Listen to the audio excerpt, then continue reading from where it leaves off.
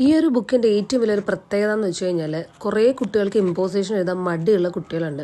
അപ്പം അങ്ങനെയുള്ള കുട്ടികൾക്ക് നമുക്ക് കുറച്ചും കൂടി ഈസി ആയിട്ട് അവരിലേക്ക് കാര്യങ്ങൾ എത്തിക്കാനായിട്ട് പറ്റും. നമ്മൾ നോക്കിയാൽ നമുക്കിപ്പം മനസ്സിലാകുന്ന ഏറ്റവും വലിയൊരു കാര്യം എന്ന് പറഞ്ഞാൽ ഇപ്പോഴത്തെ കുട്ടികൾക്ക് ഒട്ടും ക്ഷമയില്ല എന്നുള്ളതാണ്. 100 പ്രാവശ്യം എഴുതാൻ പറഞ്ഞാൽ അവർ 10 പ്രാവശ്യം എഴുതത്തുള്ളൂ. അപ്പോൾ പിന്നെ എങ്ങനെയാണ് നമുക്ക് ഇവരെ കുറച്ചും കൂടെ ആക്റ്റീവായിട്ട് ഇവരെ കുറച്ച് ഇൻട്രസ്റ്റിംഗ് ആയിട്ട് പഠിക്കാനായിട്ട് പിടിച്ചിരുത്തുക അല്ലേ?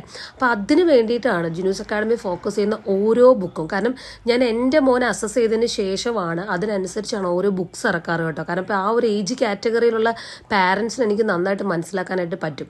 അപ്പോൾ ഇവരെ പഠിക്കാനായിട്ട് പിടിച്ചിരുത്തണമെന്ന് പറഞ്ഞാൽ നമ്മൾ എന്തെങ്കിലും സൂത്രപ്പണികൾ ഉപയോഗിച്ചേ പറ്റുള്ളൂ. അപ്പോൾ അതിനുള്ള ഏറ്റവും ബെസ്റ്റ് ഒരു ഐഡിയ ആണിത്. ഇങ്ങനെ സ്റ്റിക്കറൊക്കെ പേസ്റ്റ് ചെയ്ത് പഠിക്കുമ്പോൾ എന്താണെന്ന് വെച്ചാൽ പിള്ളേർക്ക് അവർക്ക് എപ്പോഴും ഈ പറഞ്ഞ പോലെ പഠിക്കുകയാണെന്നൊരു ഫീൽ അവർക്ക് ഉണ്ടാവാൻ പാടില്ല. അതാണ് പാരൻസിൻ്റെ ഏറ്റവും വലിയ ശ്രദ്ധിക്കേണ്ട ഒരു കാര്യം എന്ന് പറയുന്നത്. പഠിക്കുകയാണെന്നൊരു തോന്നലുണ്ടായി അവരപ്പം എസ്കേപ്പ് ആകാനായിട്ട് ശ്രമിക്കുക. അപ്പോൾ അങ്ങനെ ഒരു ഫീലൊക്കെ ഇല്ലാതെ നല്ല എന്താ പറയുക ഒരു ആക്ടിവിറ്റി മെത്തേഡിൽ കൂടെ നമുക്ക് അവർക്ക് ആവശ്യമുള്ള കാര്യങ്ങളെല്ലാം എത്തിക്കുക എന്നുള്ളതാണ് ഈ ബുക്കിൻ്റെ ഏറ്റവും വലിയൊരു ഇമ്പോർട്ടൻസ് കേട്ടോ. പിന്നെ ഇത് നല്ല രീതിയിൽ ഒരു ബ്രെയിൻ ഡെവലപ്പ് ആവാനുള്ള വ്യത്യസ്തമായിട്ടുള്ള കുറേ ആക്ടിവിറ്റി ഫോമുകൾ നമ്മൾ ഇതിനകത്ത് ഇട്ടിട്ടുണ്ട്.